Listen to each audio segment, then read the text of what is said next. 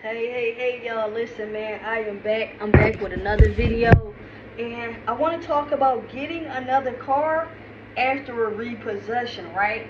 So the first half of the board, I want to focus on pretty much answering the question, can you get another car with a repossession?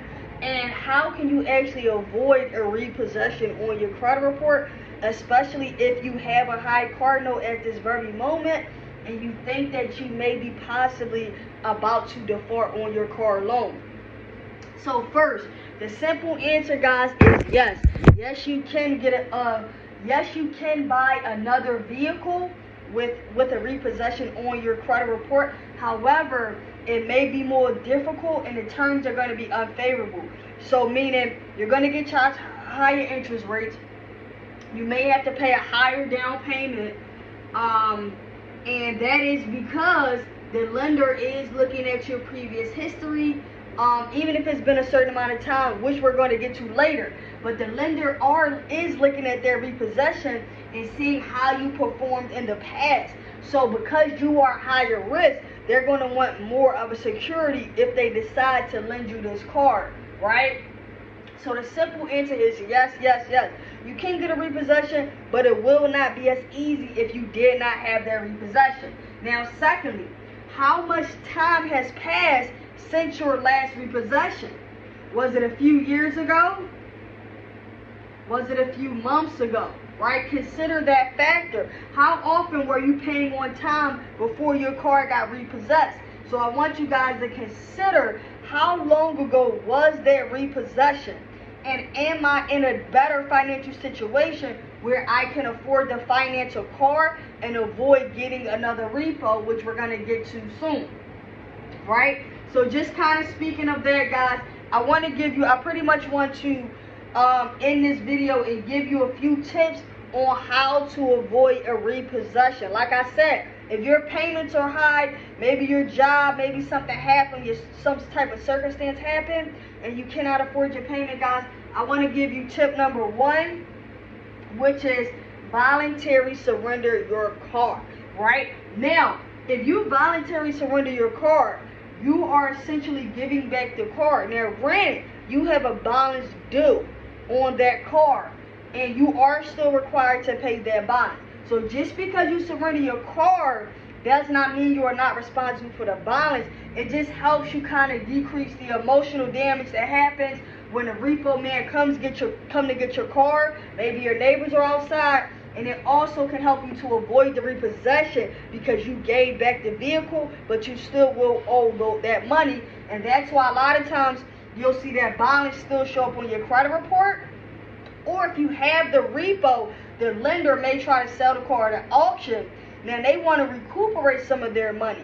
But if they were not able to get back that total balance, let's just say you had about 10 grand left, and they sold the car, but they was able to get 8 grand. That 2 grand that's left, you are still responsible for because they were not able to recuperate that total balance off of selling the vehicle, right?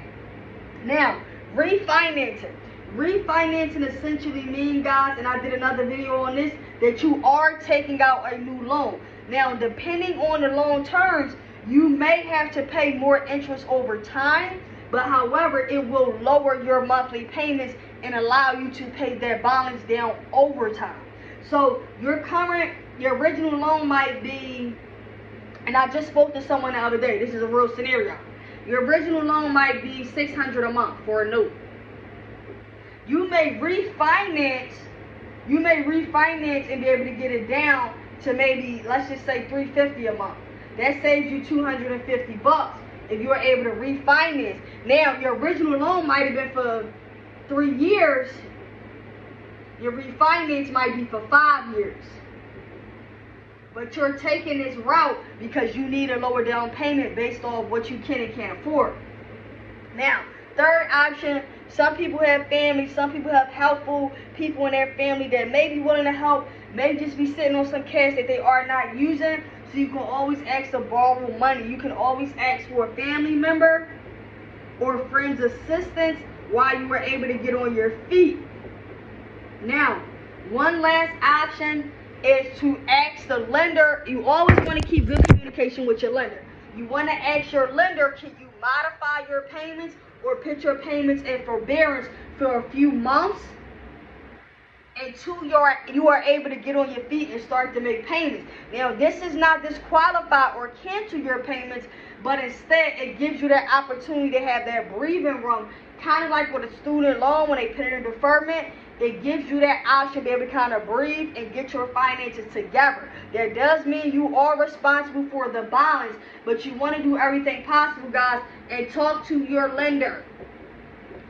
Right? Communicate with your lender. I was literally on the phone telling someone that the other day. It never hurts to ask, even if the answer is no, guys. So pretty much, man, I say all this to say, yes, you can get a car with a repo on your record.